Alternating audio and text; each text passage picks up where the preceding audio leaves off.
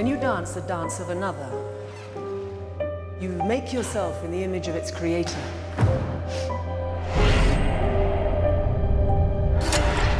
I feel like I'm not even here yet. Madame Blank's incredible. 1, 2, 3. The way she transmits her work. You have to decide, what is it you want to be for this company? There's more in that building than what you can see, Doctor.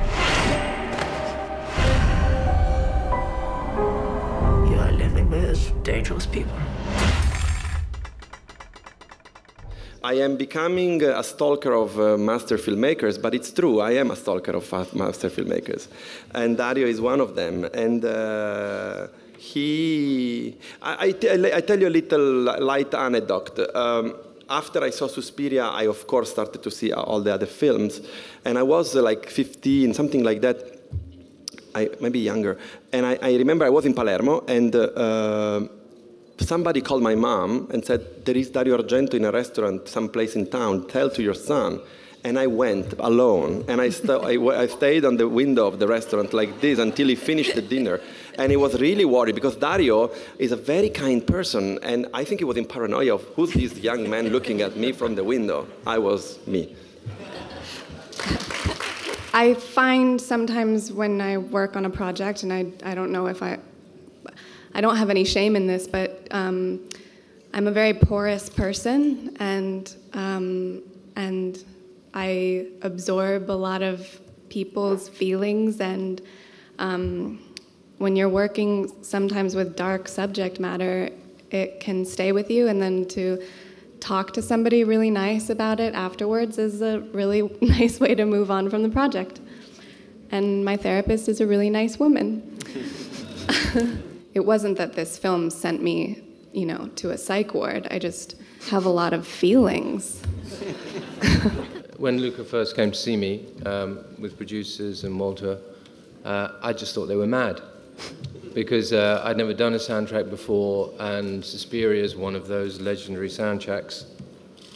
So I took a few months to sort of even contemplate the idea, but it was one of those moments in your life where you kind of want to run away, but you'll regret it if you do.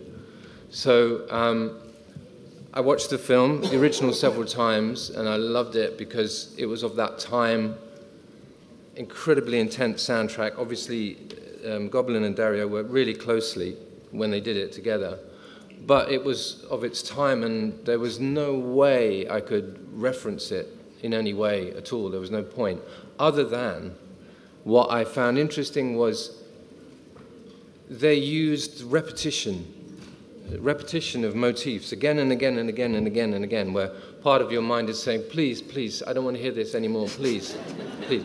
And that was really great. There's a way of repeating in music which can hypnotize, and I kept thinking to myself it was a form of making spells. So when I was working in my studio, I was making spells. 3 mothers, pre-God, pre-devil. Mother tenebrarum, mother lacrimarum, and mother suspiriorum. Darkness, tears, and sighs.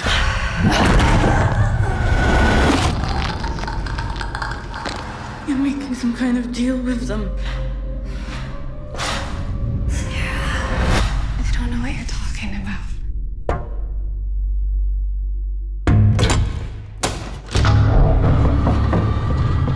Lutz Ebersdorf, our colleague, very sadly, is not present, but he did send us a message to read to you. I hope I can read his writing. To the esteemed ladies and gentlemen of the press, I am very sorry not to be able to greet you in person.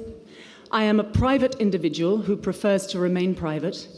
When Luca first proposed to me to take this part, I asked him why, when he could have so many more suitable people, he would choose me. He told me the audience would enjoy to see a new face. I thought, why not? Warum denn nicht? It will be fun. And it was.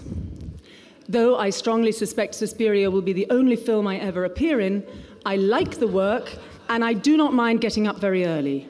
There cannot have been in recent history a more pressing time to remind ourselves of the dangers of delusion, the perils of falling into a group mind untethered from ethical foundations, and what can easily become the reactive hysteria of separatism.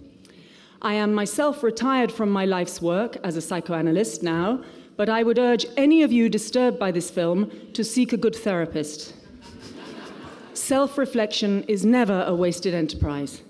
With my best wishes to you all, Lutz, Ebersdorf, Berlin, August 2018. For Tilda, if you could comment on the two roles, why you decided to do this. What two roles?